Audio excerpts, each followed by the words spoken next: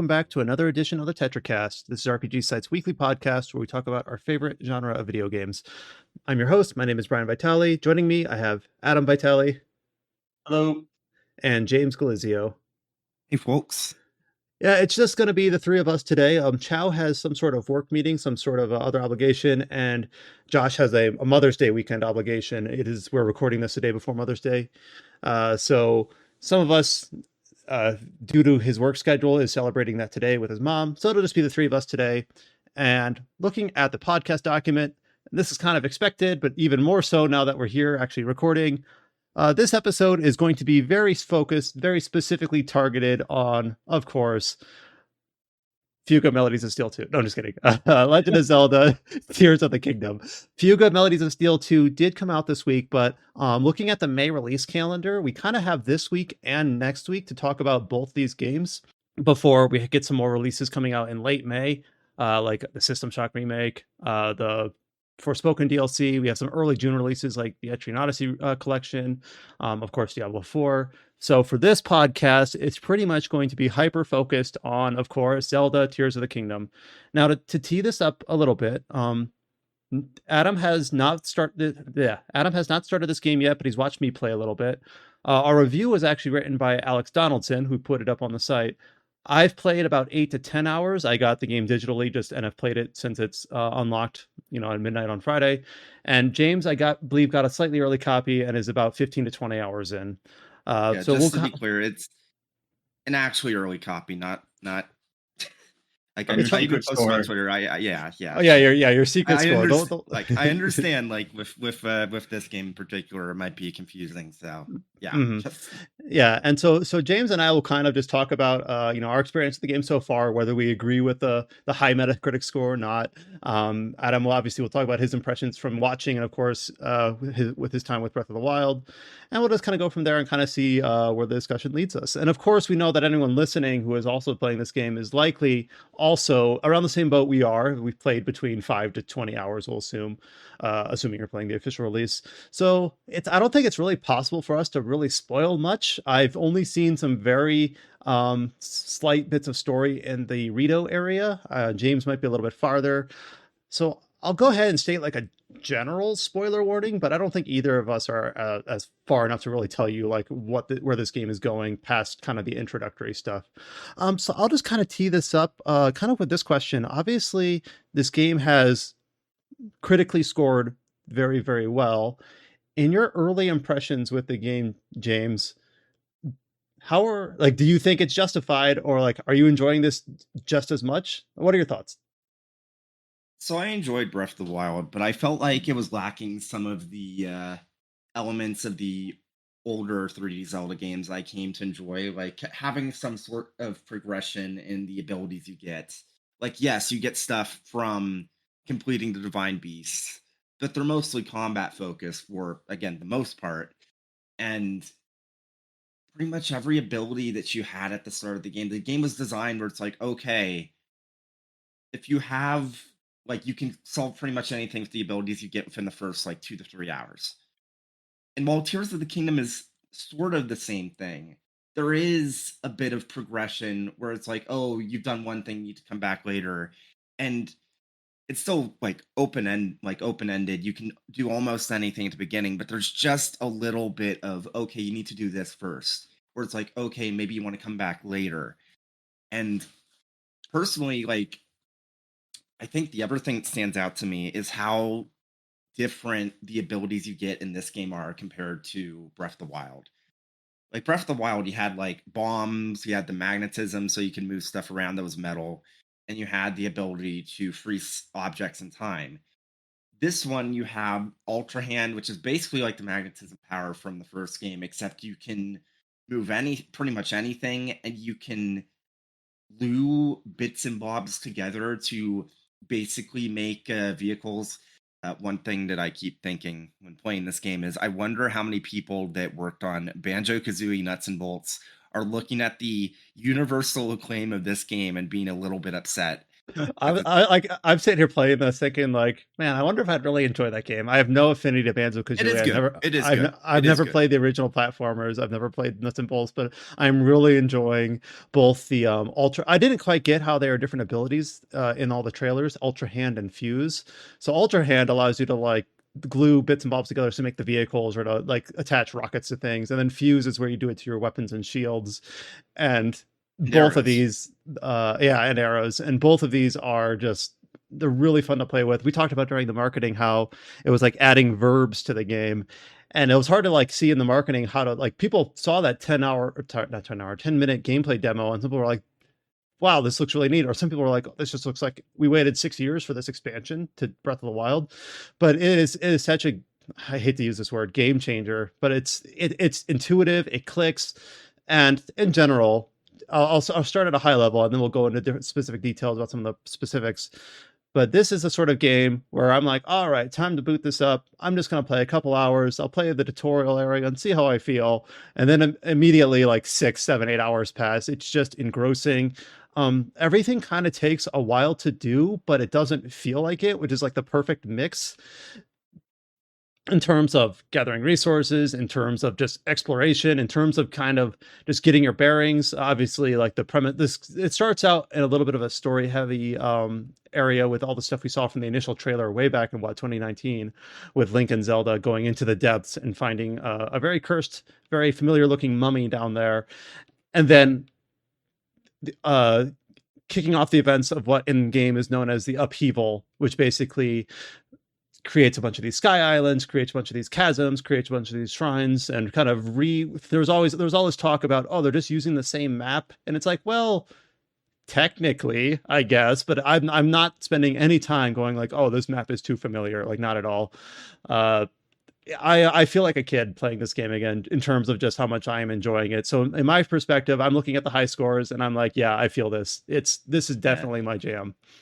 Also, I mean, like obviously, like the Sky Islands were a big part of the marketing, and it is a massive part of the game. But it's interesting how like it feels like Nintendo kind of undersold the aspects of the game that feel like they're more integral to how different the game feels. Like the Sky Islands are important, and the game wouldn't be as good without them because they play a very important purpose in like making it so that you can traverse across the map at a much quicker pace, and also gets you into. Can we just talk about how much of a technical like marvel this game is? Like the fact that you can jump from a sky island down into a pit into the part of the game that they didn't really advertise The all depths. seamlessly. Yeah, the depths without any like loading screens. It's like I was joking before we started the podcast where it's like this feels like it feels appropriate. This is a $70 game because it feels like a next gen experience. And the draw distance is so there are minor performance issues, but in general they kind of feel like they don't compromise the game really. They're like, sometimes when you're doing like when you have all the graphics up and you're like doing the effects when you're doing the ultra hand, like sometimes the game slows down a bit. But the fact that I can rocket up into the sky island, see a shrine because they have like this blue green glow in the corner of my eye, like half the map away, maybe not half the map, a third of the map away, and I can just kind of glide towards it or lean direct towards there, and can actually make that observation from so far away and seamlessly just make my way there. And I Yeah, don't even have to think about it. No loading screens, no zones, no boundaries, no fog of war in the distance. It is really impressive. And yeah. I wish I had Rivali's Gale, I guess. I'm not far enough in the game that I don't have any, like, I don't know if, when you talk about abilities that you unlock, the only ability that I've unlocked so far is the game makes a suggestion of going to the four areas. These are the same four as the original game: Gerudo, Frito, Goron, and the what's the last Zora. one? Zora, yeah. And I went to the Rito place first, and the general premise there is that the area is under a blizzard, and you have to understand like why that is. The Rito are scrounging for food. They can't, do anything about the main premise of the story. The main premise of the game is that Zelda is missing, and we're trying to track her down. People have spotted her in different areas doing different things, but her motive, what she learned after the events of the opening, isn't quite clear. So like you go to the Rito place, and Tulin, who was a very minor character in the first game, it becomes like a an area specific partner character and has this ability where he gives you a gust of wind, but it's not vertically like Rivali's, it's horizontal, which is still useful. But I'm like, man, I wish I could Rivali's Gale, it kind of breaks a lot of the platforming in the first game. So Yeah, I don't know if there's an analog to that in this game, except the pine cone campfire mix where yeah, yeah, you drop the pine cone, the campfire, and the flint all at once, spark it to ignite it, and you create an updraft. So it's always kind of fun to do that, to kind of skip like this game in terms of in its shrines, in terms of its overworld puzzles. There are I can already see ways to break the intended sequence, or ways to like there's an intended way to solve the puzzle, and then there's the brute force way or the dumb way. Like I was doing this shrine puzzle where the game clearly wanted you to use your ultra hand ability to attach some like platforms to these like guide rails, but instead I just like glue all the platforms together to make a very long ramp, and I just make the ramp to where I need to go, and I'm like, aha, this is the 20 IQ manner of solving this puzzle. And yeah, the fact that it has like all the same physics based heat and wind and electrocution energy that the first game has, only it's added more of the Zonai charge and all that stuff on top of it. It's just really impressive the way that it's all the systems all work together to create all these puzzles, both in and outside of the shrines and the explicit puzzle areas. yeah. Like talking about the absence of Rivali's Gale, I feel like it makes sense that the Rito ability this time would be a horizontal gust of wind because there's so many abilities you have that its whole purpose is to its main purpose is to get you vertical. Like Mm-hmm. you can ascend through like a ceiling to get to the very top of whatever weights you at the other end. And it's funny, it's like obviously like Ultra Hand is very clear what you use it for. Infuse, it's very clear what you use it for. Ascend feels like much more situational, but I think it might be the most important ability for how different the game and world design feels in this game. Sometimes I forget Because I have Ascend. I'm like, how do I get up there? And it's like a really dumb puzzle. Like, oh, just stand under it and use Ascend. There you go. Like yeah, I still haven't gotten used to that being in my kit. I guess I'll put it that way. there is so much like to be clear, like I think the reason why Tears of the Kingdom feels so revolutionary to me, and I'm sure a lot of other people, is the fact that how many other games you play simply talk about verticality, and how many do you play that actually you can point to and be like, this game was completely designed, it's not just the x-axis in mind, but also like having to consider what's above and below you. Because Tears of the Kingdom, there are so many puzzles where one of the solutions is okay. For example, just a guide for a shrine where you get to it and the entrance to it is snowed in. So context clues, you read this like journal entry from the construction guys that's right off to the side, and they say, oh, we put our materials in this nearby cave. You go into the cave, you build a raft with a plank of wood, you ride it down, and there's this like river in the cave. You and downriver you find, oh, this looks like the structure for the shrine. So the puzzle is you need to get like a foothold underneath the shrine itself and then ascend because it's snowed in, but the inner chambers are fine. So that's how you get in and that's how you activate it and you can shoot out and like survey the surrounding like area. And there's like puzzles like that. It's not always exactly the same thing, but the idea of you always have to consider, okay, what could be above or below you. In some cases, it's not as simple as, oh, there's the obvious context clues in the environment that this is where you're going to want to ascend. Sometimes it's like, okay, put a pin in your map where you know you want to ascend to, and then like cross reference before you ascend to know that you're in the right spot for you to get to where you want to be. And there's just so much of that. I like And how in a lot of other games that have verticality, they kind of solve the puzzles for you in terms of like the chalk lines or the yellow paint or whatever. And I know games recently have been better about giving you an option to turn that off. But Zelda, it's not an option. It's just all baked in. It's just you can ascend whenever there is a platform above you. It's not clear points like aha, stand on the mark and do it here. You just need well, to there is determine. some of that. but Okay. it's not as obvious because like sometimes you'll see like a specific part of the wall where it's like, oh, this stands out, so that means it'll probably work for ascending into whatever you want above it. And like I just said with the shrine, you can see the base of the shrine, you can kind of see the floor, so it's like, ah, this is where I Um, ascend. so it gives you enough visual clues to kind of hint you without being too Yes, obscure. yeah, And there are yeah. It some feels areas natural though. where It feels there are some natural though. there are some areas where I don't know if the intent was to use ascend, but I used it anyway because I would have like 3 blocks. And what I would do is I would like make the blocks like a staircase, but they're not blocks you can climb on because they don't have grippy surfaces. But I would just make it like a staircase and like wedge it up against the wall and go underneath it and then ascend to the top block. It's hard to paint a picture with words only, but basically, when you're using the Ultra Hand ability, the platforms that you move and stick around, if you can figure out how to elevate them, then you can ascend under them. Like you can just do that. And this is the sort of game where I feel like people, as they share clips or videos, like a lot of people say you can do that because it's just a rules based system. It's not bespoke. You have to turn the key in this order in this lock. And then you talked about the journal of the construction company.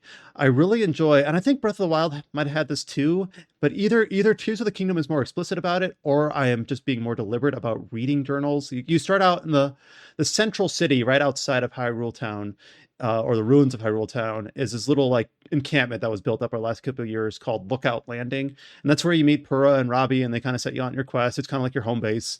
Uh, and inside there, like talking to NPCs, reading a bunch of journal notebooks, there's things that the game like is clearly a part of the story, but it's not just going to monologue it to you. Like, for instance, I haven't been there yet, but I talked to a few people who are from Lurelin, which is that little coastal town in the southeast part of the map, and they said like, yeah, but the city's been abandoned because it's been attacked by pirates. And like, that's not part of the story yet. I've never been there, but you talk to people, you read the notebook, and you learn that. And then before I even went to the Rito area, you learn about how, oh, the Yeah. Heber Mountain snowed over. You better bring some warm gear, or you better bring some fire resistant potions. It's Or you funny learn that you about, mentioned the go ahead. Laurelin Village stuff because that's just like a side adventure, like Hmm. not even part of the main story. But there's so one of the things that stands out to me is that not only do you have these like longer form side quests now, and by the way, the game does differentiate between the smaller sides like content and the longer side content. The longer ones are called side adventures now. The shorter ones are side quests. Hmm. But the Lurelin Village stuff is an excellent example because no matter where you really go in Hyrule, you're probably going to run up against someone that's either from Lurelin Village or has heard about what's going on there, and they'll tell you about it. So it's like even if you don't chance upon it like yourself, sooner or later you'll find out there's something there, and that if you ever want to explore that region of the map, it's something to look out for. And then like even after you have like driven away the pirates and you've rebuilt it, like you'll still find NPCs that you can tell them about. It's like, oh yeah, Whirlwind was my hometown. I'm kind of worried about them, but I'm busy in the Zonai research like or survey team right now, so I can't check. And then if you've done it, you can tell them, and it's like, oh, that'll help me. That definitely makes me feel at ease and whatnot. It's just like there's so much of this game where it will remember things that you have seen or done, and you'll get unique reactions from NPCs. Like I explored a lot in the depths and did stuff that I really realistically shouldn't have done until much later. And then once I finally unlocked the next portion of Josha's chasm investigation thing, I I talked with her and she says, okay, once you do this, and then my character's like, well, I've actually already done this. And it's like, okay, well, can you do this? And I'm like, well, I've done that too. And she's like, okay, uh, why do I even have an investigation team? That's neat. I like that. I haven't quite done anything quite like that, but I do enjoy how, if you talk to characters, and we talked about this in like the terms of Kinseki games or whatever, but their dialogue will progress based on who else you've talked to, how far in certain quests you've progressed, not tied to like your menu, not tied to your quest log or adventure log. As a very simple example of this is that early on, and I don't know if there's a quest tied to this yet or not, but in the Rito area, you learn of basically Ritos in a lot of games, or at least in Wind Waker, are postmen. In this game, they're not postmen, but they like started like a newspaper company, and you meet this really cool character. I'm forgetting his name. It's like a white Rito with a very long beak that has like the Falcon. launch pad. Hmm? Falcon. Yeah, so he's got like Darkwing Duck Launchpad. That guy, he's got like the aviator goggles and the ear Yeah. flaps, and he's like and you meet him very briefly in Lookout Landing. You don't have to talk to him, but you can. And then in the Rito area, you go to one of the stables, which is now like the home base of this Rito Gazette, and you talk to him again and talk to like the owner of the establishment, and they're just talking about basically how they're trying to deliver news all over the world about the about all over Hyrule about the current goings ons and things like that. And he spoke to me as though I had spoken to him at Lookout Landing. And there's no quest tied to this or whatever. He's like, "Oh, it's nice to see you again." And I'm like, "Would that dialogue have been different if this was my first time meeting him? Would he even be here?" Yeah. So just the fact that uh, my example is not as impressive as yours because you decided to just go out on a whim and explore through the chasms before you were directed to. But I'm just having a lot of enjoyment just slowing down, talking to people, reading books, learning the lay of the land outside the progression of the main story beats. I believe if I go into my adventure log, I have like 3 or 4 or 5 main story beats and a few side adventures. And one of the side adventures is basically you're with this the monster eradication team or whatever they're called, and in general, it's kind of fun because in this game, and I'll have to remind myself of recent Zelda history. In recent Zelda history, this is the first direct sequel that takes place in the same location because everyone knows who Link is. Well, not everyone. Most people know who Link is. You're already well respected. People already kind of see you as someone they can trust and depend on. You're not like some person from Ordon Village or from Skyloft that is proving themselves and becoming the hero. You're kind of already the hero, which just kind of gives it a different vibe. Like when you're encountering these Helian soldiers, they're like, "Hey, we're gonna go out for this encampment to the south of town. We could really use an experienced warrior like yourself to help us out." And it doesn't like the gameplay of taking over this bokoblin camp with NPCs at your side is not, it's nothing novel, but the framing of why that can be and how you're kind of like this trusted soldier amongst other people that inhabit the world is just slightly different flavor from other Zelda games. And I don't play Zelda games for the story, not really, but I'm kind of enjoying it here. It feels like there's lots of the story threads going on, but you're at your choice and leisure about which ones you want to explore. And there's so many stories like the Laurel and Village stuff, which I assumed it was a main plot point because I had heard about it from two or three different people in Lookout Landing, but apparently it's just a side thing. And then and then you can learn about just all the different characters in terms of like going to Rito Village and how the shopkeep there has limited supplies because the bridge is out, and because of the bridge is out, they can't transfer supplies in from the nearby station. I'm like, I wonder if I can repair the bridge. I don't know. So I'm just this game is just a if you have a high degree of wanderlust, it is an explorer's kind of dream. I'm trying to like stay away from using too superlative language and just sound like a marketing dummy. I mean, But I it's okay to acknowledge when a game is just straight up like revolutionary. Like Breath of the Wild was already revolutionary. And this one, like even more so, because it's like, but for different reasons. Like it Mhm. expands upon what made Breath of the Wild great, but then it has its own unique things that it's like how many video games are direct sequels and directly build upon like stuff that happened in the previous game? Because a lot of like video game sequels, because they assume that people might not have played the previous game, they play it safe. They don't try and like follow up on things from the previous game quite as much. But this one, Nintendo knows we sold 30 million copies. Realistically, most people playing this have played Breath of the Wild. And so because of that, you're playing through it and it's like there's follow-ups to super long side quest chains from the first game that you can chance upon. Like Terrytown. If you did anything from Terrytown in the first game, it's still around. And like Hudson and Ronson, who get married at the end of the side quest chain, they have a daughter now. There's a whole side adventure about how their daughter, a Gerudo, is about to be escorted to Gerudo Town because, as is customary, she needs to grow up there. And there's like a thing you can do, and it's like it's very touching. It's like most of the payoff for that is from if you had done the side quest in the previous game.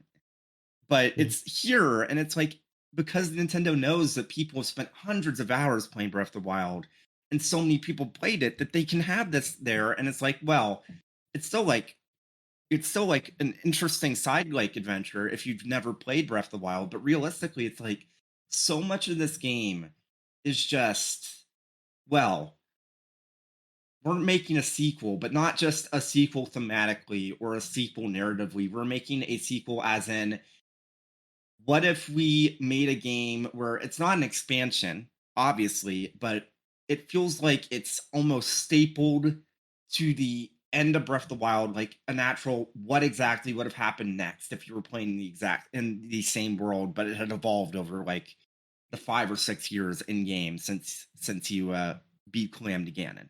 I was actually kind of wondering about that. It seems like it takes place like 4 to 5 years later, which is interesting because all the same characters are present. But I already mentioned like Tulin is older now and becomes a partner character. Other characters are all still around, and they act like they've known you for a while. So it's actually I kind of think fun. I think like the I think cheekily the gap of time between Breath of the Wild and Tears of the Kingdom is the same amount of time that it took between the two games' release. It's actually kind of fun. I like that. Oh, and Purah, who is obviously hundreds of years old, but has in the first game has the body of a very small child. Now has the body of like an adolescent, like a 16, 17-year-old. So also kind of shows the progression of the characters. Robbie's still around too. I like his I actually kind of enjoy how there's voice acting in major scenes, but not much in regular gameplay. It's the old usual like uh voice clip callouts. I'm not sure you call them chirps. I don't know. It Okay. feels very classic Zelda to me, but obviously they still give the full voice lines for the really meaningful stuff. I actually haven't seen many of the like just like in Breath of the Wild, how you have Zelda's memories from the 100 years ago. In this one, you have these. Oh, what are they called? You Dragon's base Tears. Dragon's Tears, and you kind of encounter one very near the center. That has the very first main story thrust about what happened to Zelda after the events of the opening. I'm not going to say what it is, but it's the only one I've found so far. Uh, so it's very open world syndrome in terms of being able to explore and see a whole lot and feel like you're not progressing the main quest, but you also kind of don't care because you're having a blast doing it. Um, what did I know? I'm only 8 hours in or so, and you're a little bit farther than me. But right now, unless this really goes off the rails, I do think of this game is better than Breath of the Wild. And based on your wording, I think you think so too. Yeah, yeah. It's different enough where Breath of the Wild also like obviously still stands on its own merits because of like the different abilities and like all that, but it's just, I don't know, like one of the things that stands out to me is that you play enough Breath of the Wild, eventually you're going to run across a repeat shrine where it's like what it wants you to do is basically some like entire like exactly the same as another shrine you've done. I've done a lot of shrines, I've not found a repeat. And there's more shrines this time because you have some in the Sky Islands, you have more on the surface. It's like Yeah, I was gonna ask, like, is it 120? It's 120 in the first in Breath of the Wild, I think. I And I was like, think the I think the number of shrines now is 151 because I think you have wow. 119 on the surface and 32 in the sky. And I kind of like the micro shrines. I like them in Breath of the Wild. I like them here, and they're the fact that you can do so much with the Ultra Hand and the nuts and bolts abilities. Like I know some people didn't care for those, and I guess this kind of leads to me like I want to play devil's advocate a bit here. Like for people that didn't like Breath of the Wild, they want a more curated experience. They want a more traditional Zelda experience. I don't think Tears of the Kingdom is the game to convince them otherwise. It definitely builds on what Breath of the Wild was. So if you're some person that just did not latch on to Breath of the Wild, I'm not going to say, "Oh, Tears of the Kingdom fixes that for you." I have heard that there is more. Like I can already see in the overworld a little bit more of the almost like the Skyward Sword approach, where they put like dungeon like puzzles in the overworld as you progress towards the different regions of the map. I actually don't know quite what replaces the divine beasts yet, and I don't know if I want to discuss that because that could get into like spoiler territory. Yeah, But yeah. I will say that obviously there are dungeons in this game. mhm. Um it might not be enough for the people that wanted more traditional Zelda dungeons, but it's definitely more like those than the Divine Beasts. And one dungeon in particular I've done already is a highlight for me, and maybe next week we'll talk about it, but it's definitely too early to talk about it this week. Yeah, so next week we'll probably certainly talk about Zelda again and maybe give a little bit more of a direct talk about what happens later because I'm planning to put a lot of time into this game uh, before next week. But yeah, to finish my thought, it definitely is an improvement on Breath of the Wild. I mean, I know I feel kind of silly saying that only 8 hours in, but I've enjoyed my first, despite losing. Like Breath of the Wild had, of course, the novelty factor was something completely different we hadn't seen before. Tears of the Kingdom, at its surface, is something we've seen before, but it doesn't feel like it. Like the fact that they managed to do that is, I think, incredible and also crazy. Uh, I'm trying to think of what else we want to talk about here without going too much into spoilers. I do love how the shrines teach you things that like the shrines are very smart in terms of course, it's the one progression system of the game, really. And I know one criticism Breath of the Wild had is that since there's no EXP and all your weapons are fragile, you didn't have a lot of incentive to fight. And that might still be the case here a little bit, I suppose. If you see a Bokoblin camp, unless you're interested in the Chester guarding or you just need some Bokoblin parts, maybe you could say that there's the same flaw that maybe you don't have a lot of incentive to fight. But I'm actually looking at this game and I kind of wish more open world RPG-esque. I know this game really kind of is on the fringe there. Games kind of did without progression systems. We talk about, of course, this is a 10-year-old comparison point, but Skyrim, people who ignore the main quest and just go out and do what they want. Skyrim has a progression system, and I don't remember how compelling it is. Of course, it's been a while, but I don't find that missing here. You feel like you're getting stronger when you upgrade your weapon slots, you upgrade your hearts, or you upgrade your stamina, but I feel like I'm free to go anywhere. I don't go into the Goron area and I'm immediately like, oh, I'm not strong enough for here. I have to turn back. It's not whether or not you're strong enough. It's kind of whether or not you've prepared. You have the supplies you need. You've got enough food on hand. You have the gear that matches the area. And of course, that's not new from Breath of the Wild, but it's been 6 years since then, and it's still kind of a unique experience that I'm getting here in Tears of the Kingdom that I don't think I've gotten in other games between the two.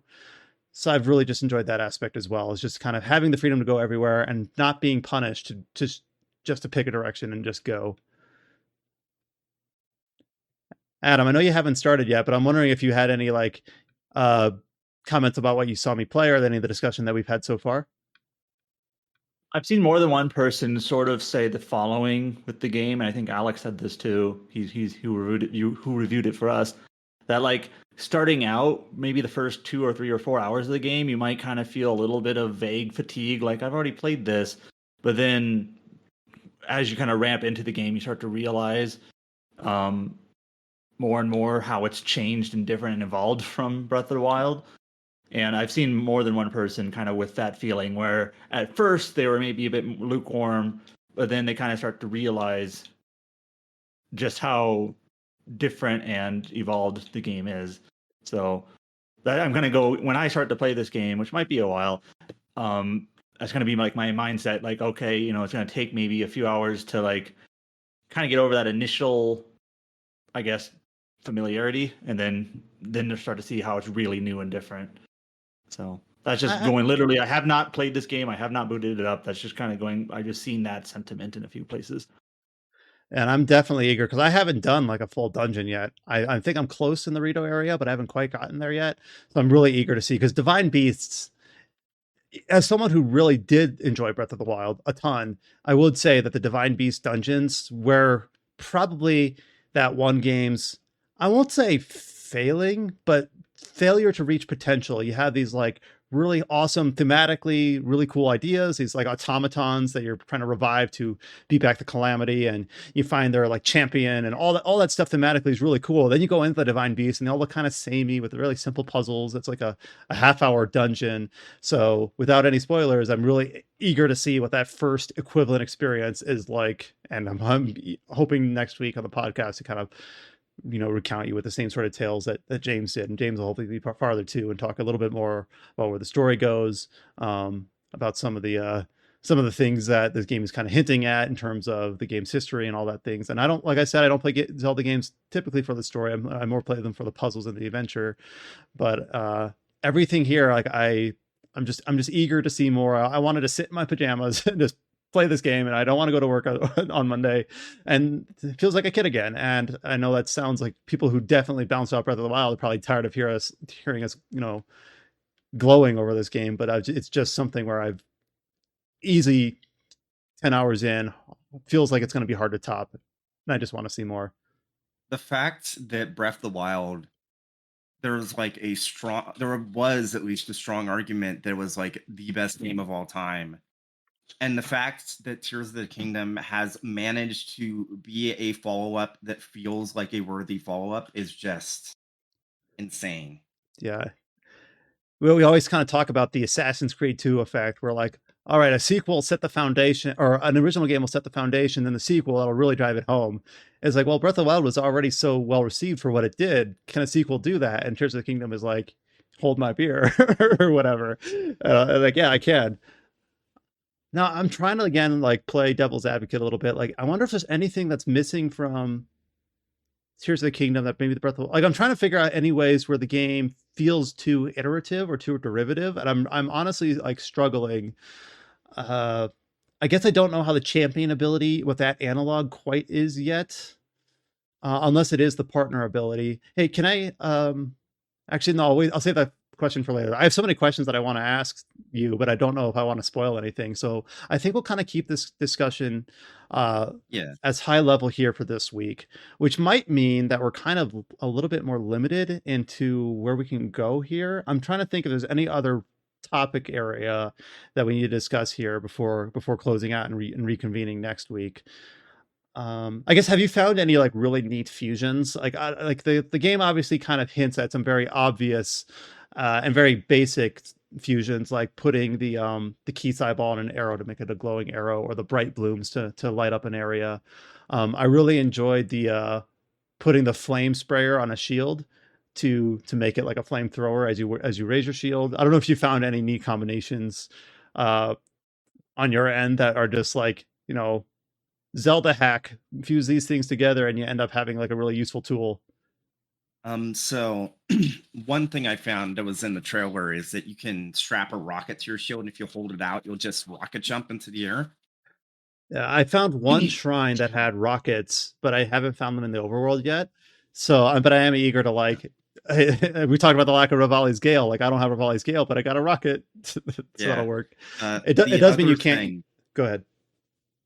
The other thing is that you can attach like all sorts of elemental things to your weapons to make them elemental. But like one thing that kind of stands out is if you get Ilizalfo's tail, you can connect it to your sword and it'll like extend the range because it'll like flick out like a whip. That's kind of neat. Oh, that does remind me of two things that are semi-related that I did find early on. There's a quest in Rito Village, a very, very basic one. Like you said, the side quests are very small, where the shop owner, one of the Fletchers, is like, I'm trying to create an ice arrow, but I need some of it's not the chill shroom, but like the ice fruit. And if you find me an ice fruit, I'll give you some arrows for free. And I hadn't found an ice fruit yet, but I did have an ice chew jelly in my pocket. And she's like, wait a minute, that's not what I was looking for, but that'll work. Here, give me that chew jelly and I'll give you some arrows so you can make some ice arrows. And that's such a basic, and this whole thing took like 2 minutes, very like a quest received, got the reward and done. But just the fact that a very basic quest like that still was like, there are multiple ways to make ice arrows, multiple, materials you can use to do that. And not only like, can you do that in the confines of the game mechanics, but this quest that's kind of teaching you it will also allow you to do the alternate thing. If you have the ice chew jelly, then you don't need the chili fruit to make that. And the other one I found was there's a type of there's like the semi like mini boss type creatures in the base game, like the Hinoxes and the Moldugas. There's one that's basically a giant fuse construct. I believe it's fuse construct. It might be called fuse golem. And then when you beat it, you get some supplies and et cetera, et cetera. And then there was like this core, like this spinning cylinder that I couldn't quite pick up. and I couldn't move it. And I was like, what is this? And I tried taking a picture of it, and I couldn't take a picture of it. And I'm like, what do I do with this? Very clearly, I'm intended to do something with it. And I'm like, wait a minute. And I used the fuse ability and attached it to a sword. And it was like a plus 10 bonus to my sword. So I'm like, oh, okay. Like there are items that have no other, or as far as I can tell, no other intended use. You can't even put it in your bag. It's kind of like coming across a boulder in the overworld where you can attach that to your sword and make a hammer. That one's very clearly shown in the marketing. But just a reward for beating this monster is you can fuse it to, like, find your best weapon, fuse this thing to your strongest sword, and you've got a really powerful, like, boss killer. And of course, it'll eventually still break. All things do in Breath of the Wild or Tears of the Kingdom. But I just thought that was really the fuse system. Basically what I'm getting at here is that it provides another, like, reward or progression scheme. Like, you do exploring an area or defeating a mini boss, sure, it might give you some materials and supplies, but it might also give you something that you can fuse one of your weapons to make it even stronger, at least for a time. So I just thought that was really clever, and kind of like the out of the box thinking that Nintendo does well when they are at their best. And speaking of taking pictures of the compendium, I am a sucker for this, and it was in the first game, and I believe it's even more so here. Like, as soon as I got the ability to take pictures and log them in your encyclopedia, like, I'm taking stuff out of my inventory, I'm dropping my weapons to take pictures of them, and I think it's like 700 total pictures you can do between items and monsters or and materials and weapons. But those that are like completionists like me, like, I could see myself really trying to dive in and be like, oh wow, a rare enemy, but first I got to take a picture of it. And obviously completely optional. I don't know if there's any reward scheme related to your Hyrule Compendium completion percentage, but it's something, it's there to do, and it kind of just helps illustrate how much is in this game. I think there's over 100 monster varieties, and yeah, some of them are recolors, red and blue bokoblins or whatever. But just a testament to how much variety there is in the game, notwithstanding.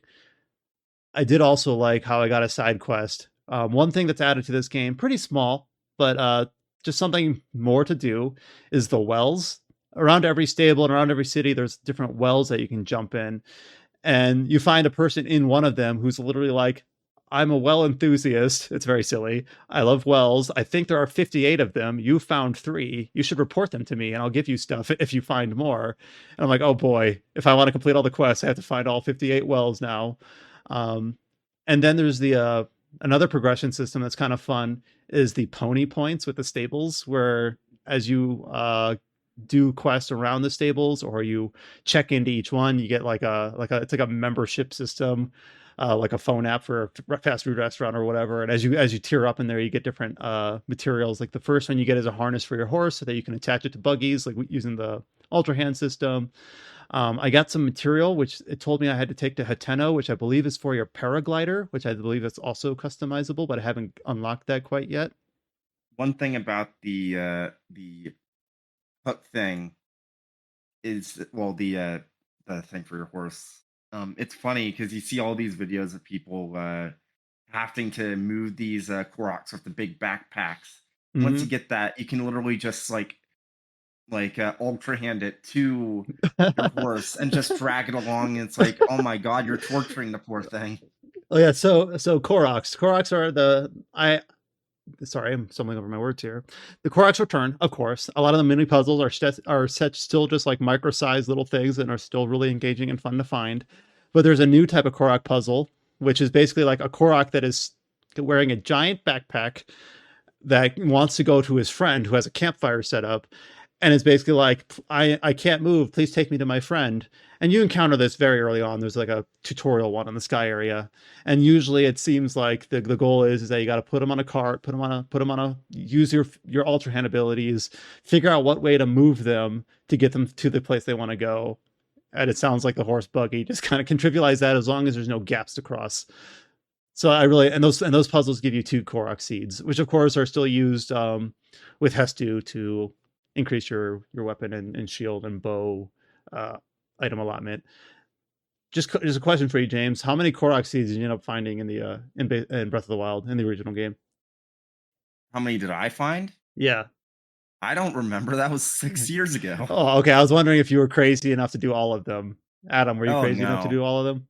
No, I got enough to I did go out of my way to get like 400 of them, which is like enough to get all the upgrades. Yeah. And then when Hestu didn't have any more upgrades, it's like, well, you can still collect Korok seeds for the final reward, but like, nah, that's not worth it.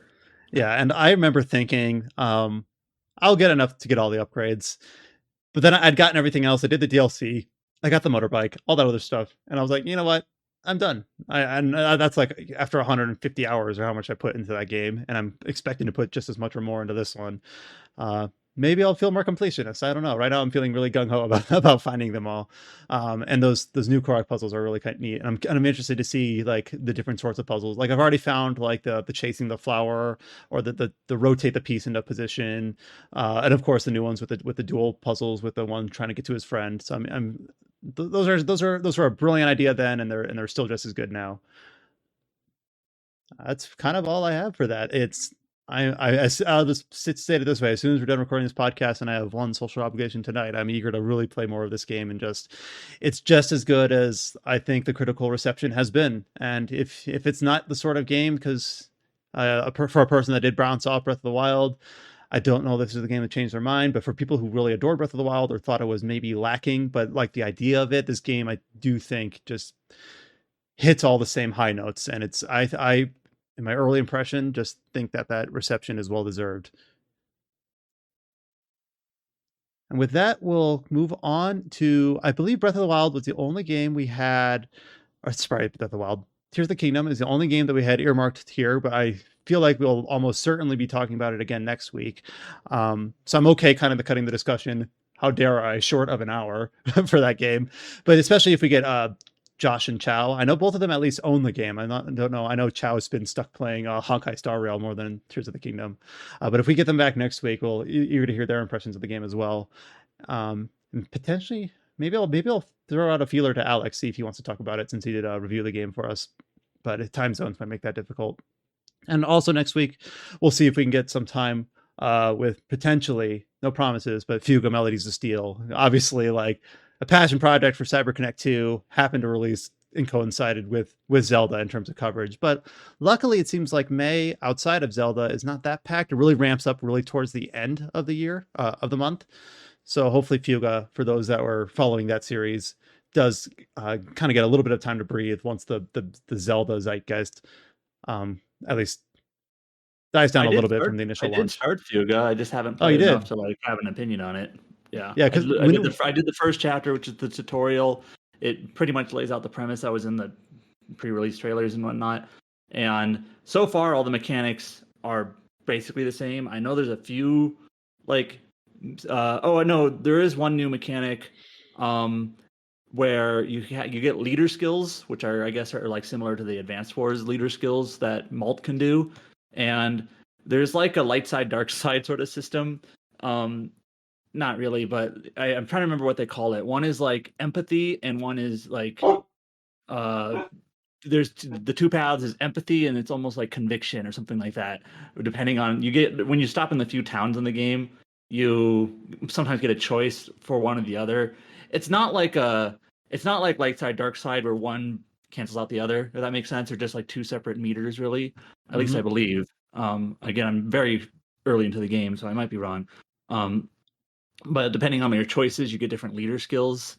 So I just unlocked that system, and that seems to be like that's the one new mechanic I've run into so far. But again, I barely have played it, so it's hard to say how it's different or better or worse or changed from the original game. I will say that I remember when I played the original Fuga on PC, it was stuck to 30 frames per second, and you had to use a mod or like an INI modification to get it higher to better frame rate. This game just performs better off the bat. That's good to hear. So, yeah, it's nice. You know, it's just like a small thing. I'm playing it on PC. It works better. It's obviously very similar. But yeah, more on that later, I suppose. Yeah, so obviously we'll do our for real Fuga talk next week once people have more time to in it. But kind of cool to know that you purchased it and you do plan on not obligated to play for next week. I know you've got a few things on your plate right now, but know that both these games came out within a day of each other, and we only have enough time to play one or the other. So we will be talking about Fuga, if not next week, hopefully later into the spring or early into summer. We do have a lot of other features up on the site. Of course, we did already talk about the Alex wrote up our Legend of Zelda Tears of the Kingdom review. I guess I never stated this explicitly, but he did give it a 10. I believe it's our first 10 this year. Let me scroll down the Our review first list. 10 since Xenoblade 3, I think, which was last year, obviously. Oh wait, nope, I forgot one. How did I forget this? James gave Final Barline a 10 out of 10. Oh yeah, I forgot about Final Barline. Which is also everything I hear from that game is well deserved for what that game's going for. It's the highest possible recommendation. So yep, last 3 10s were Xenoblade 3, Final Barline, and now Legend of Zelda Tears of the Kingdom. And then James did mention that we have primarily him and Alex and maybe a few other people are going ahead and writing a bunch of guides up on the site for Tears of the Kingdom, some puzzle solutions, how to respec, things like that. So we do also have those up as well. More interestingly, we do also have a couple other reviews that have gone up the site in the last week. 2 of these are reviews for games that had come out a while ago, one last month and one actually in December. So Scott put up a review for a game that I talked about on the podcast about a month ago. This was the Riot Games League of Legends story spinoff called the Mageseeker. Scott wrote up his review for that game, and in general, it feels like he was a little bit more positive on it than I was. I kind of just stated that it was fine. It was like a 10-hour simple concept action game, isometric, a little bit slower, and didn't feel as fun to play as something like Hyper Light Drifter, but I kind of enjoyed it all the same. But he has his reviews up on the site as well. He gave it an 8, thought it was a pretty fun experience, didn't overstay its welcome. He actually says it's one of the best indie action games of the year. I don't know what that is in comparison to in terms of indie action games this year. But his words, not mine. But that review is up on the site. Another review that we put up on the site is a game we spoke maybe in January about, and it came out in December. Another indie JRPG, a turn-based RPG. This is Chained Echoes, a game that has had pretty positive word of mouth. We talked about it on the podcast either late in December or early in January, where I had recently played it and so had Josh. Recently, Adam just got around to playing it and decided he was going to write a review for it. So he wrote up a review for Chained Echoes and released that, just published it on the site a day or two ago. I guess, Adam, I'm obligated to say, like, do you want to speak to your review at all, or you just kind of wanted to lay a word? I think it's a really solid game, especially considered it's made by like one person, one composer, and like some art help, and that's basically it. Not counting the publishing side. So like considering that, it's really really impressive. It kind of just ticks the boxes for me in terms of like I'm always kind of a tinkerer. You get so many characters in the game, and not only that, but the loadout of each character, there's quite a bit of variety in what you can do with each one. And so there's a lot you can do in terms of like trying out different abilities and characters and things. And the way the game is built, you don't really have to worry about a character falling behind or min-maxing too much or grinding or like you don't have to worry about like these characters the characters going to use and the rest are bench warmers, because that's not how the game works in terms of mechanics and exp. And so it kind of works to my sensibilities in that sense. I know Josh's big criticism, which I do understand, is that it does have a lot of inspirations that some are more subtle than others, but some are very overt inspirations from other games and some anime and whatnot. And so sometimes it might be a little bit banal, where it's just like, oh, this is just X from Y or whatnot. But still, there are some unique mechanics. Like the overdrive system is relatively simple, but I think it's kind of effective and fun. And there's some interesting story hooks and things like that. But otherwise, it's a really solid game, really impressive, especially considering, it's basically one person's passion project. Has a nice art style, has a really good soundtrack.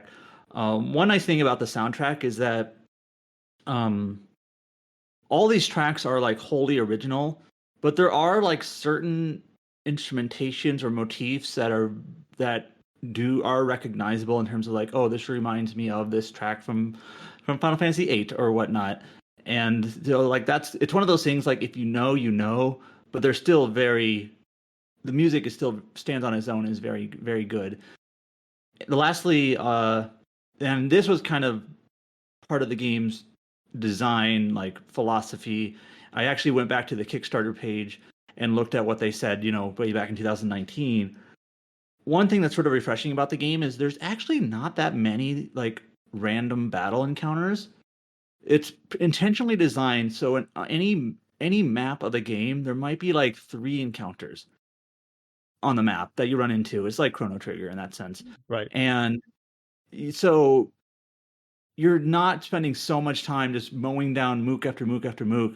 Either it's a little bit more meaningful where it's just you have different battle encounters on the map, and you can explore, you can do the questing, and you can do the reward board or the recruiting of characters or whatnot, and you don't have to worry about like, oh, there's so many battles, and it's balanced really well where because there's no like EXP and you can't really grind, it's balanced well where encounters never feel like a cakewalk in the new areas, and bosses do take a little bit of, you can't just mash attack all the time. In fact, the overdrive system kind of prevents you from doing that if you don't want to fail. So I think it's just kind of like really well balanced. It's otherwise just really solid. And yeah, otherwise read the rest of my review. So No, and as It's someone pretty who good. also played this, but I never had the gumption to write a review, so thank you for doing that. But a lot of your sentiments do echo mine. I guess I just wasn't bothered by the references. Though potentially Josh has a point where he likely caught more of them than I did, just having played more of those PSX, SNES era RPGs. So maybe if you're overly familiar with the references, then depending on just your feelings on their use in this game, you might feel one way or the other in terms of whether you think it elevates the game or whether you think it's just as a distraction. But just mechanically, story-wise, I do also think that it's really well put together. And even though I haven't written a review here yet, I did go ahead, and because it's topical, we talked about Mageseeker as an indie project. Well, kind of an indie project. It's an indie project backed by Riot. Then we got Chained Echoes here, of course, truly an indie project. And I just finished a game I talked about last week, Cassette Beasts. I didn't explicitly earmark time to talk about it here, but I just wanted to follow up and say that my strong impressions did persist through the game. I finished it after about 35 hours.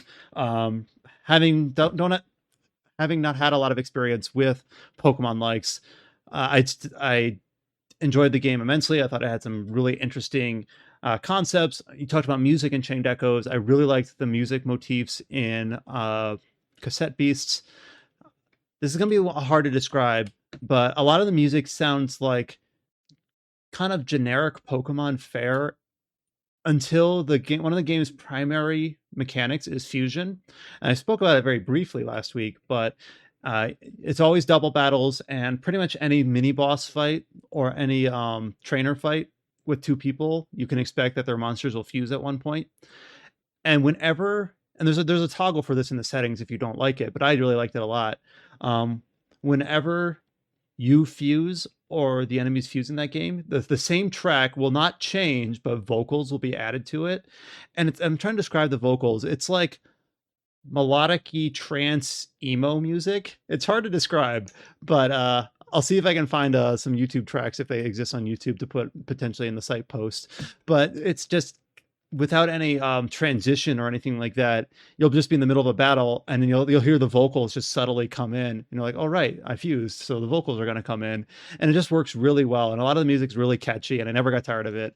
The story I talked about last week went to some kind of strange places with like these archangels, these monster creatures, and it ended up like, I don't know if it put as pretty of a bow as possible on there, but it ended up really kind of with a fun narrative idea about how the archangels worked, how this island out of time worked, what exactly the beasts are, and the general concept. And I'm not gonna like, this would probably be better suited for a written essay, but the idea of the game is that human beings are capable of creating a lot, and talks about how that can be music, that can be art, that can be stories, that can be whole characters, and those characters can have and the idea with Cassette Beasts is that those characters can have thoughts and aspirations of their own.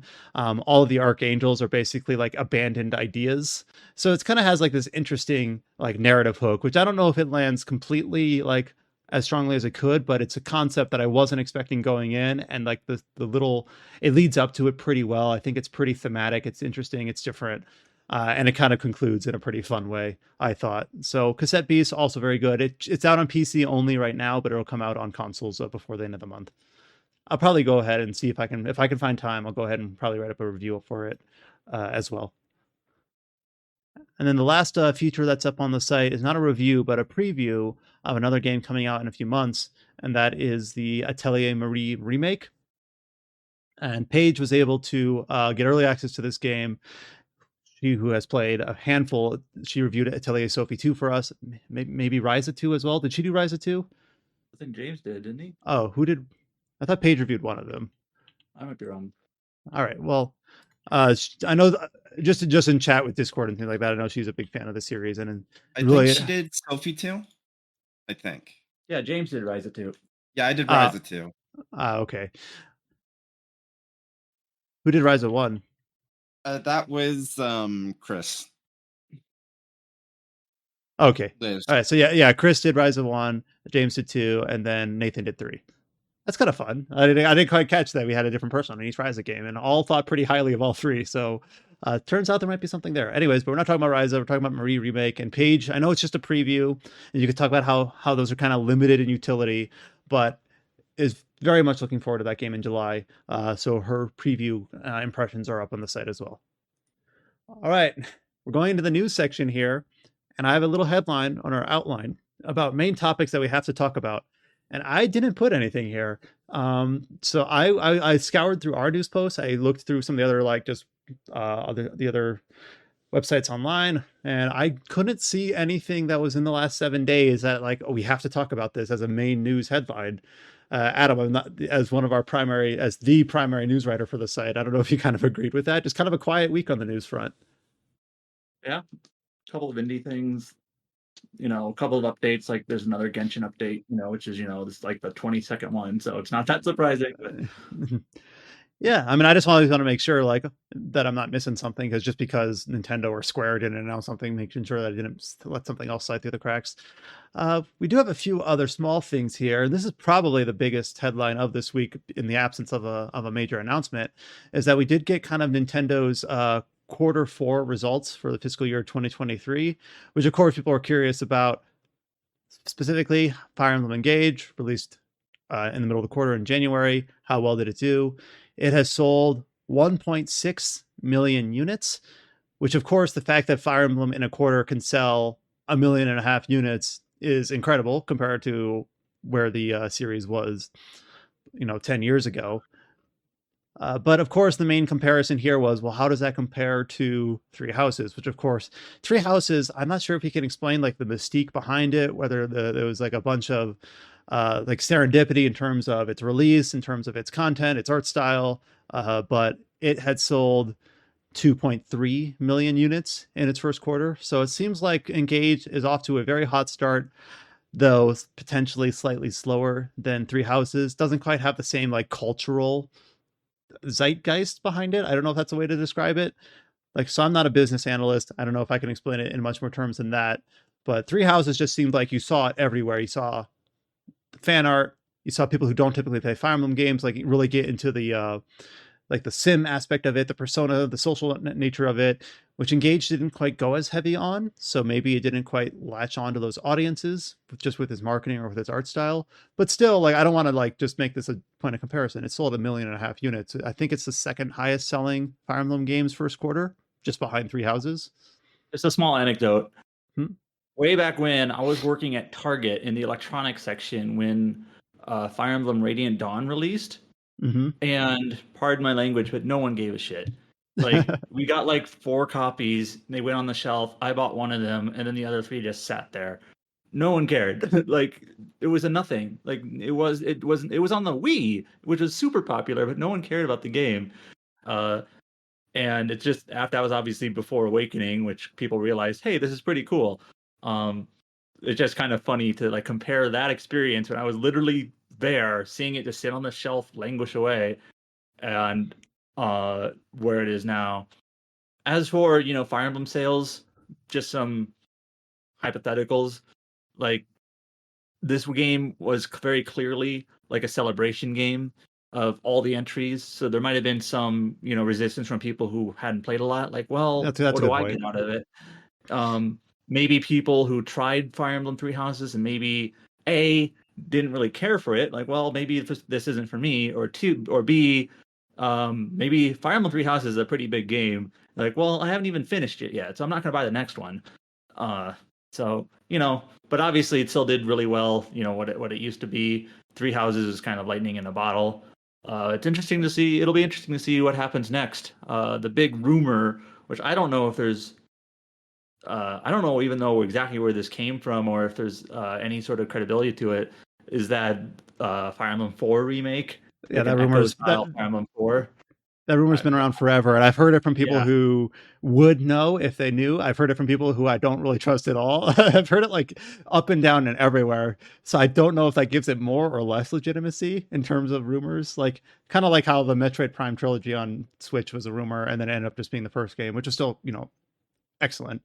But it's like that rumor is so pervasive where I'm just like, I have no idea what to believe. And I won't be surprised if we hear it in the next Nintendo Direct or if we don't.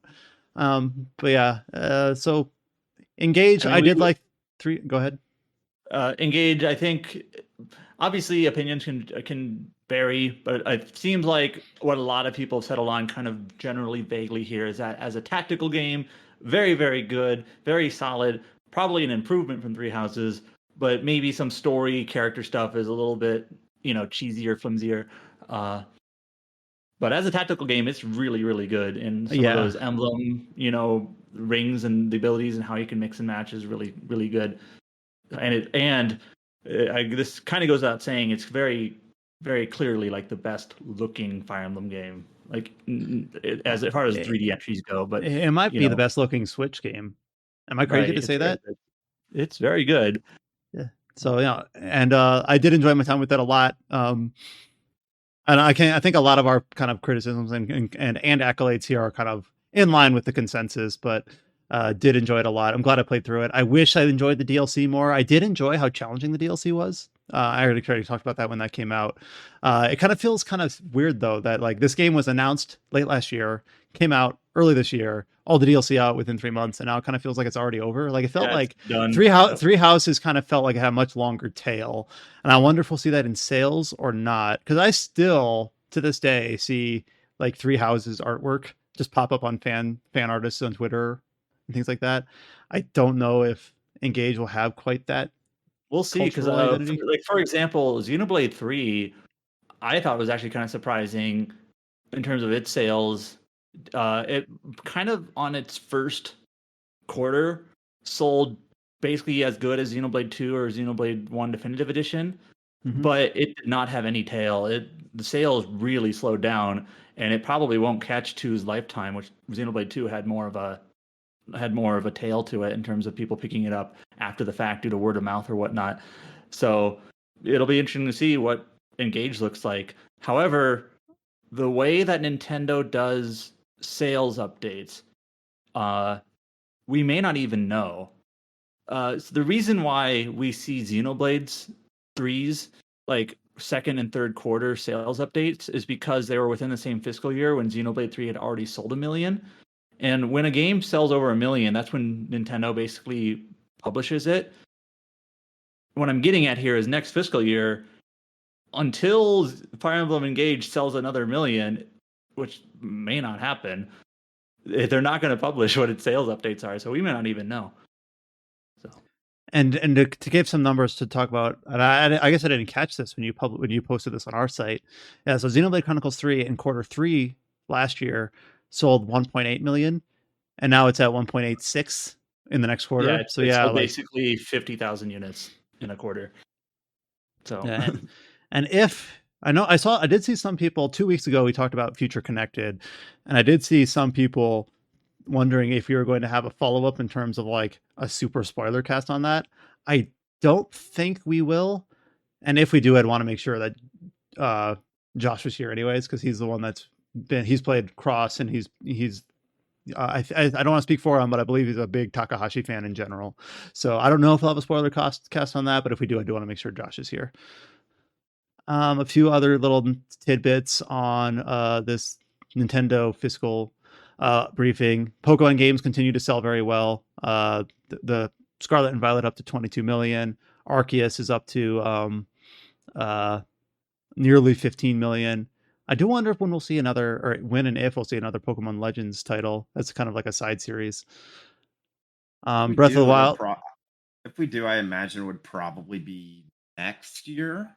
Mm-hmm. Probably next year, because then it would be like a 2-year gap between it. And I'm sure we'll see another one because they'll need at least one more filler year before they do the next Pokemon generation.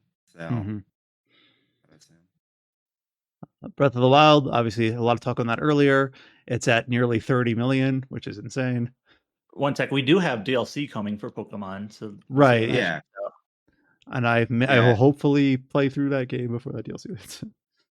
It's crazy how quickly Scarlet and Violet is selling, because like Sword and Shield was already the best-selling Pokemon game since the originals, and the speed at which Scarlet and Violet is selling, like especially the legs with this last quarter, it'll probably cross like 30 million sold by the end of this year with like holiday sales and whatnot.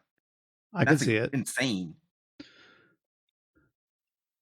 And then, of course, our favorite RPG, our top 10 and the earliest, Ring Fit Adventure, continues to sell. It sold 1.3 million units between April 2022 and March 2023. I should pick And a copy of that up. up to 15 million units, up from 15 million. So it's at like 15.5 million now. And again, I know we've had this conversation a few times, but it is crazy how like the scale of things that we can talk about, like in terms of like Xenoblade selling between 1 and 2 million, Fire Emblem Engage selling between 1 and 3 million, and then like, oh, by the way, Ring Fit Adventure, for every copy of Xenoblade and Fire Emblem combined, Ring Fit has sold 3 copies or things like that. Just the scale of which things work. And also, I guess speaking of sales updates, we'll stay on that tact. Horizon Forbidden West, of course, recently had its Burning Shores expansion, has sold 8.4 million copies since launch last year. And the total franchise sales of Horizon has surpassed 32 million copies, which means that I didn't realize Horizon Zero Dawn, plus I guess the Frozen Wilds expansion, has sold like 20 million. Mm-hmm. I think that might be including like PlayStation 4 bundles, but still. Yeah, and I'm pretty sure that's the main reason why Forbidden West has sold as much as it has, because like for a while there, the only PS5s you could buy were the bundles. So, but hey, it works. Adam, I forget it. Did you speak about Burning Shores much? I know you played it. I know other people like Tony, a friend of the site, also really enjoyed it. So where Burning Shores is a little bit different from Frozen Wilds in that Frozen Wilds was like a side story, where Burning Shores is actually sort of like it takes place after the game has ended. So now I think they've soft confirmed that there will be a Horizon 3. If you played Horizon 2, it's like obvious. It's pretty much an Empire Strikes Back sort of ending. So it's like there was no doubt that there's going to be a Horizon 3 before they even said it. But this game takes place between them in a way. So it was going to be one of those things where you probably want to play it before 3, but I'm sure this game is going to get re-released on PlayStation 5 and on PC probably eventually, whereas this Burning Shores expansion is just going to be bundled in, just like Frozen Wilds. If you buy Horizon Zero Dawn now, you are getting Frozen Wilds included. Yeah. Now, in terms of the expansion itself, it's kind of feels like the old school sort of expansion where it just kind of feels like there's more of it. You have a higher level cap, there's a couple new enemies, new location to explore, so on and so forth. And so if you liked Horizon Forbidden West, here's more. This is kind of silly to say, but I played the game on PlayStation 5, and this expansion is PlayStation 5 only. Right. And they made an argument like, well, the reason why is because we can't do this on PlayStation 4 for various technological reasons or whatnot. But this expansion does like visibly look better than the main game, even though I played the whole thing on PlayStation 5. And like the final boss especially is impressive, not only in its in its like visuals, like fidelity, but also in its scope. And it's kind of just like Horizon or Guerrilla Games kind of flexing in a way. And it's So always good to have that spectacle once in a while. yeah, it's Some people get like set we piece fatigue or whatever, but it's always kind of good every once in a while just to indulge in it. right. So it kind of just feels like more Horizon. So nothing revolutionary, not going to change your mind on the series or whatever you think about it. But it's just more. It's fine. It's good. I am planning to play it once it comes on PC, even though I don't know when that'll be. Sounds like it'll be a few years. But We'll see. I mean, God of War is on PC now. Last of Us is on PC now. I know the second God of War isn't yet, right? Just the first one, but it'll right. come eventually. We'll go into like a few release dates here, and even this, there's not a ton. On May 23rd, we're going to get the next major update to Final Fantasy XIV 6.4. And I'm just going to have to hand this off immediately to James to talk about what there is to be excited about. Final Fantasy XIV, The Dark Throne. It gonna get more main story quests. You're gonna get a new Savage Raid tier, which I don't know my plans for it. I don't have a static for it this time around, mostly because the last tier of an expansion, there's not that much reason to do it immediately because, like, obviously for the first tier and the second tier in Endwalker, there were two ultimate fights that were waiting you, and that's the reason you'd want best in slot, which is why you would want to do it as quickly as possible. Uh, there's not going to be a third ultimate fight for Endwalker, so there's not really any specific reason to get the best in slot. So I'll probably just like do it at my own pace, which is nice because I've been going really hard on raiding and Endwalker so far. So having an excuse to kind of slow down is nice. Yeah, not good. Not feel like you're on a time limit. Yeah. Yeah, that's When do you expect the next that's basic. expansion to be announced? Like, I don't know the normal cadence. Probably FanFest, which is going to be in July. I might still go to it because I've like reached out to PR and they said that they are going to handle like press passes, but they just haven't like they got they've let me know that they got my email and that I'm on the list for whatever they're going to do. And I did talk with them because I can say that I did like play 16 last week for the preview event. Can't say anything more than that, but I did talk to them there and they reiterated that I am on that list. That's kind of neat. But yeah, so probably FanFest. That'd be my best guess. Because normally the 0.4 and 0.5 expansions kind of lead up into that, right? So this would be like expecting to start up kicking out the story threads of where that's going to go. Yeah, especially since we know that the trial that we get for this one kind of seems to end off the expected like cadence of the story from the patch quests. So it's like, okay, this looks like it's going to finish up this story arc and probably at least give a tease for what is up to come next. So that makes sense. Mm-hmm. And that'll be But coming out on May 23rd. Yep. On May 25th, we're going to get a DLC for One Piece Odyssey, Reunion of Memories. I think we basically knew everything about this DLC. This is just an announcement of the release date. Is that correct? It sounds like it's basically so the original game had like 4 different arcs from the anime, kind of like in game form. This seems like not quite a new arc, but it's like, well, all the other stuff we didn't do, here's just like a bit from it. Like there's like Mihawk and Perona and Enel and just characters Yeah, that were. I remember seeing Enel, and I thought it was like a Water 7 focused arc, but then this trailer Enel's not even in Water 7. Know your One Piece. damn it! This is why I haven't played One Piece Odyssey, because I'm not a fan of the series. Damn. But it showed Exposed. Luki, whatever how you pronounce his name, from Water 7. Oh, But yeah, it seems like it just has like characters that weren't in there in the game. I haven't played the game, but it seems like it had the characters from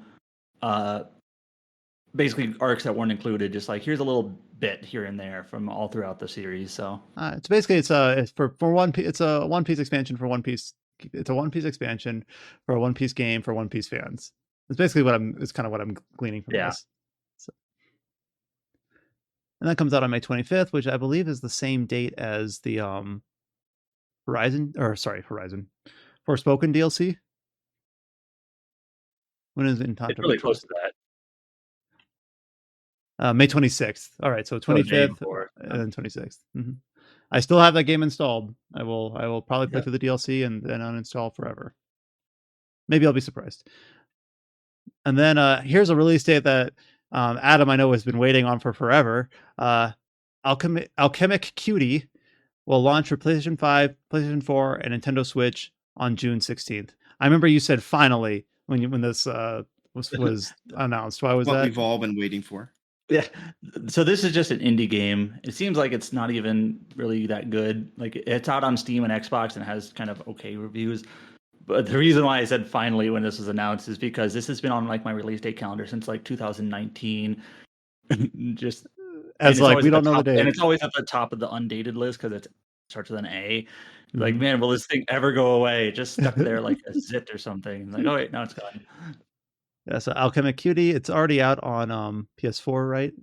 And PC. It's out on Xbox and PC. It's coming to Oh. Switch and PlayStation. Oh, it's out on Xbox. That surprises me. Xbox is in a weird place. Alchemic Cutie is on Xbox and PC, and then the June 16th date is PlayStation 4 and 5 and Nintendo Switch. And that covers all of the news stories that I had. I think there are a few other small bit pieces that aren't quite here, like Hogwarts Legacy on Switch was delayed till November. I remember we talked about It's kind of amusing. I don't want to indulge in it too much, but like we were just saying last week because of the Marvel's Midnight Suns release date on that game was canceled on Switch, and we're like, well, Hogwarts is still set to come out in June. Do we think it's going to make it? And then literally the week after, it's like delayed. And not a short delay. It's delayed 5 months. Like, wow, that's a pretty significant delay for those who are wanting to see it on Switch. For what it's worth, they released the PlayStation 4 version and the Xbox One version. And I've been watching some of the NBA playoffs, and there's still a lot of commercials for this game. Like now Hogwarts? saying like now on PlayStation 4. Like obviously it's a huge, massive game, and it's get all the marketing budget in the world. But it was slightly interesting to me that they're actually specifically doing commercials for like the last gen version. Like it's now on PlayStation 4, because I'm sure there are plenty of people who have PS4s and not 5s, and like, oh, I can buy this game now. So also that IP is just kind of I don't know. Yeah, there you go. I was like, what's a good word for this? So yeah, there could be people who be like, oh yeah, I'd play a Harry Potter game. Yeah, no, it's not a Harry Potter game, but whatever. And be like, but I only have a PS4. I'll play this. And the only other thing I saw from this week is coming out in the summer and then scheduled for later this year. We've talked about the announcement of Crymachina, which may or may not be a follow-up to Crystar. It got an 8-minute Japanese trailer that's basically focused on a lot of gameplay features, but it's specifically for the Japanese marketing because it's coming out, I believe, in July in Japan. So I'm guessing we'll see this ramp up a lot with similar trailers from NIS America as we get to the localized release later this year. But also, following up from that, there's another Genshin update where if Chow was here, he would know exactly what's in it. I haven't looked at it yet. But he quit Genshin, remember? He's done. Oh, he quit? No, that's what he said. That's what he said. I don't know if I believe him. He's just all on Honkai Star Rail now? Again, that's what he said. I don't know if I believe him. But we'll see if he logs in to Genshin. No, this is the press release. Genshin Impact version 3.7 arrives May 24th with major trading card game update. Because I know they added like a trading card game, and I don't think Chow cared for that at all. So he might not care about the trading card game update. So there's a new 4-star Dendro sword user named Karara, which if you play Genshin at all, you probably know exactly who this is. I do not. They have Necromunda powers.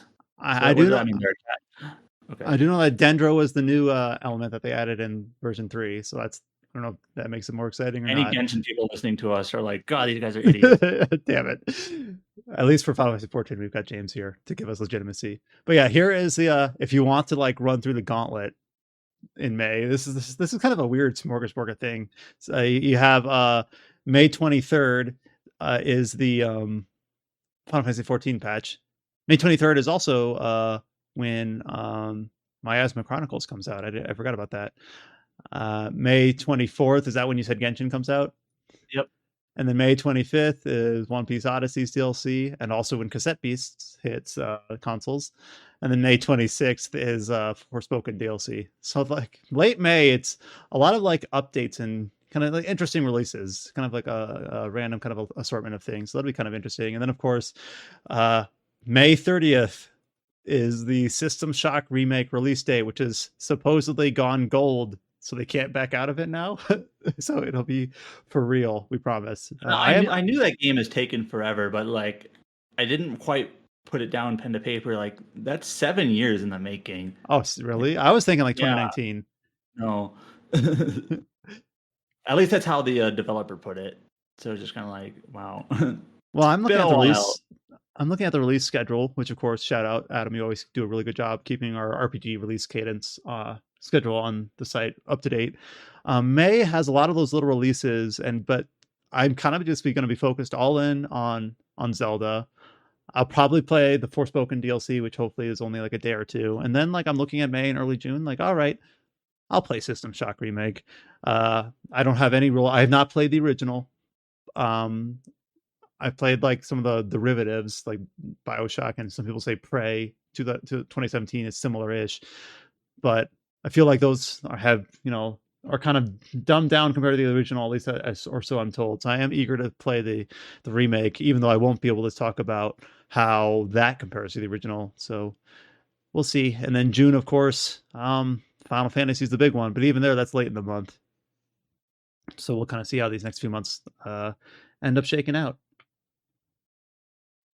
Well, that kind of covers us for this very focused, very targeted edition of the Tetracast. We will be back next week, almost certainly talking more about Zelda, potentially talking about Fuga Melodies of Steel 2.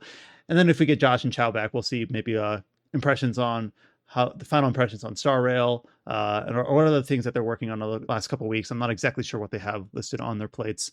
But we have all the features that we shouted out up on the website. That includes, of course, the Legend of Zelda Tears of the Kingdom review, the Chained Echoes review, Mageseeker League of Legends story review, and the Atelier remake preview from Paige. We have, of course, all the Zelda features, all the little guideposts that James and Alex and others have been working on as well. You can find working on guideposts during this very podcast. I might have been playing a little bit of Zelda earlier in parallel as well. It's that good. We have, of course, you can find RPG Site on all the social media channels. You can find us on Twitter, YouTube, Facebook, or Instagram. Just search for RPG Site and you should find us. You should join our Discord by hitting the link at the top of our homepage or the link under our YouTube post to join the discussion there. I do know that we have a site discussion for Legend of Zelda Tears of the Kingdom. It's in the non-RPG section. So there you go. We're talking about it anyway. We should move it into the RPG section. Even Nintendo calls it an RPG. That's interesting. But anyways, regardless of what bucket it's in, we have a forum up on our Discord for that. If you're playing through that and want to discuss it. And join us next week for another edition of the Tetracast. If you made it to the end, I know this one was a little bit shorter, a little bit more targeted, but thank you all so much for listening. We really do appreciate your support. If you have any comments or feedback, let us know what we're doing well or things we could be doing better. Go ahead and let us know either on our YouTube comments or on our site post or just to our Twitter handle. But you'll hear from us again next week. Until you hear from us next time, stay safe and take care. We'll talk to you all later.